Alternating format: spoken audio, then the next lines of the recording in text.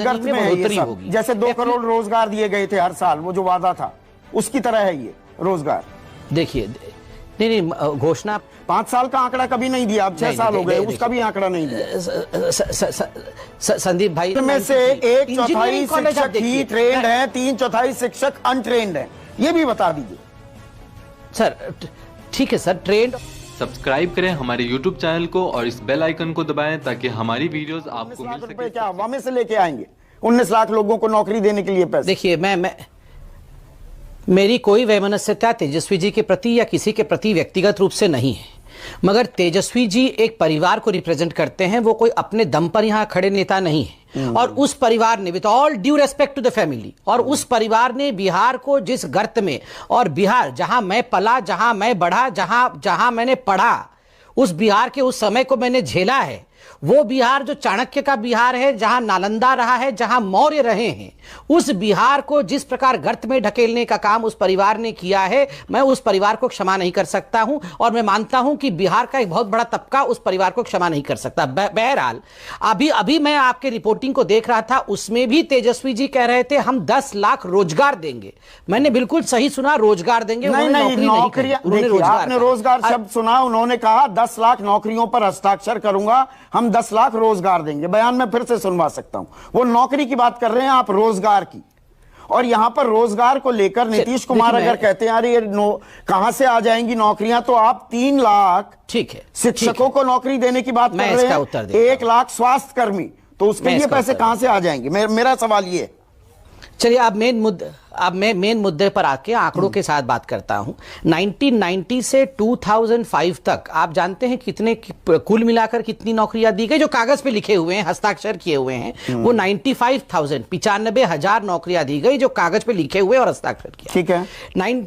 2005 से 2020 तक जितने कागज पे लिखे हुए हैं और जो बिल्कुल प्रामाणिक है, कितनी नौकरियां दी गई?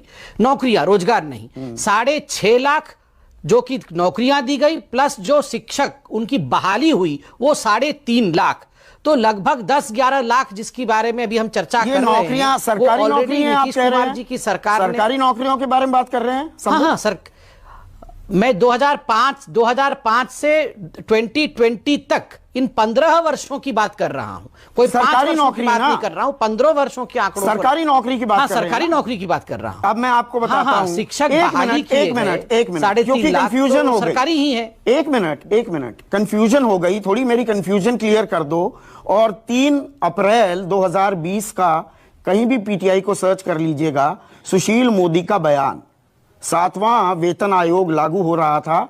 उन्होंने कहा बिहार में इस वक्त 3,10,000 सरकारी कर्मचारी हैं।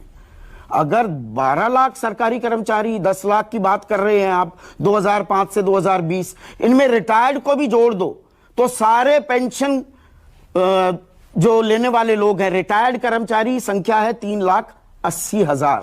6,90,000 से तो ये आंकड़ा जा ही नहीं रहा ऊपर।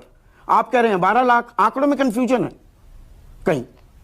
मैं सुशील मोदी के आंकड़े दे रहा हूं, बयान जो मैंने पढ़ा अखबार, नहीं, सुशील मोदी जी के जो कल के आंकड़े हैं, जिसमें उन्होंने हिसाब दिया है पूरा कि 58,000 करोड़ रुपए का हिसाब बनता है। अगर बिल्कुल बनता है, 4,880 करोड़ हर महीने, तो 12 महीने में 59,000 करोड़। ठीक है, बिल्कुल। उसी में उन्होंने 12 लाख सरकारी नौकरों की बात की है, जिनका की भुगतान 52,734 करोड़ होता है, और दोनों का जोड़ मिलकर 1,11,189 करोड़ होता है। ये तो सुशील मोदी जी का स्टेटमेंट मेरे सामने कल का रखा हुआ है, तो उसमें उन्होंने 12 लाख की संख्या दी हुई है। एक मिनट, आप जो कह रहे हैं ना 4,880 करोड़ रुपए हर महीने दिए जाते हैं, वो 6,90,000 लोग हैं। 12 लाख होते ही तो ये 1,15,000 हो जाएगा। सरकार 59,000 करोड़ खर्च कर रही है 2,11,000 करोड़ में से। पर ये आंकड़े ज्यादा हो गए, आंकड़े की बात नहीं, मैं क्योंकि ये सुशील मोदी का बयान था। तो आप 4 लाख नौकरियां देंगे और 15 लाख रोजगार। ये रोजगार आप कह रहे हैं खेती में कैसे रोजगार सृजित होंगे? ये किस तरह के रोजगार की आप बात कर रहे हैं? इसको सिंप्लीफाई, देखिए मैं इसको सिंप्लीफाई करता हूं। आज हमारे आदरणीय भूपेंद्र यादव जी जो हमारे वहां प्रभारी है, उन्होंने भी इसे एक मैथमेटिकल वे में सॉल्व करने की और प्रेजेंट करने की कोशिश भी की। देखिए उनका कहना है कि जो एफपीओ है, जो फार्मर प्रोड्यूसर ऑर्गेनाइजेशन है, ये जिस प्रकार सेल्फ हेल्प ग्रुप होता है, ठीक उसी प्रकार ये भी एक अपलिफ्टिंग ऑर्गेनाइजेशन एफपीओ के माध्यम से 1000 एफपीओ अगर हम बिहार में बनाते हैं और प्रत्येक आप जानते हैं 700 से 1000 इसमें इन्वॉल्वमेंट होती है इंडिविजुअल्स की एक एफपीओ में मिनिमम, तो स्वाभाविक रूप से अगर 1000 एफपीओ बनते हैं और 1000 लोग प्रत्येक एफपीओ में इन्वॉल्व होते हैं तो 10 लाख की संख्या एक एम्पावर्ड होते हैं, उनकी जो आमदनी होती है वो दुगुनी होगी, मतलब भविष्य की गर्त में है ये सब। जैसे 2 करोड़ रोजगार दिए गए थे हर साल, वो जो वादा था उसकी तरह है ये रोजगार। देखिए नहीं, घोषणा पत्र तो भविष्य की घोषणा ही होती है। हाँ। अगर हम इतना हमने जो दिया उसका भी मैंने आपके सामने आंकड़े रखे, जो देने वाले हैं वो आज घोषणा हुआ है, उसको मैं मैथमेटिकल डेरिवेशन के माध्यम से आपको समझाने का प्रयास कर रहा हूं। बाकी देखिए जो लोग समझेंगे नहीं समझेंगे, ये लोग उसी के आधार पर वोट करते हैं। और 2019 में उस समय भी ये हमें कह रहे थे कि कहां नौकरी दे दी, कहां मेरे खाते में पैसा आया, मगर 40 सीट्स हैं, 40 सीट है लोकसभा के बिहार में, आप जीत गए, पर कभी ये नहीं बताया रोजगार कितने सृजित किए। 5 साल का आंकड़ा कभी नहीं दिया, अब 6 साल हो गए, उसका भी आंकड़ा नहीं दिया। संदीप भाई, देखिए संदीप भाई, मैं आपके डिबेटिंग स्किल को बहुत पसंद करता हूं क्योंकि आप बिल्कुल सही तरीके से सवालों को पूछते भी हैं।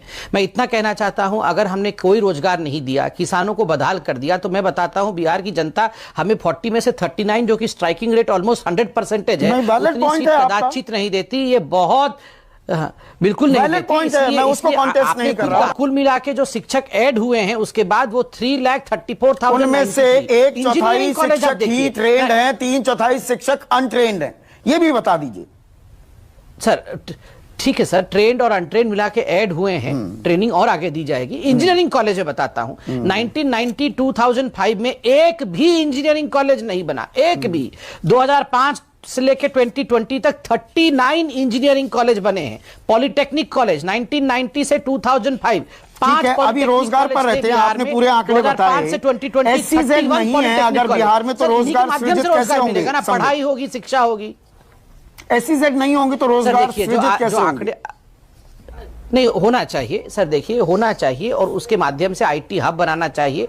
आईटी हब से रोजगार सृजित होगा, बिल्कुल बनाना चाहिए सर। देखिए अगर हमको एक समतल भूमि आपने दिया होता विरासत में, तो हम अट्टालिका परसों खड़ी कर देते, मगर आप अगर 500 फीट का गड्ढा देंगे, उस गड्ढे को भरा गया है, उसके ऊपर 15 साल काफी लंबा समय नहीं होता क्या? और सर देखिए 25 साल का समय, 10 साल कांग्रेस पार्टी का, 15 साल लालू प्रसाद यादव जी का जंगल राज भी कोर्ट ने कहा था। 25 साल को हमने 15 साल में पाट दिया है सर, पाट दिया है। मैंने एक एक का आंकड़ा यहां इकट्ठा किया।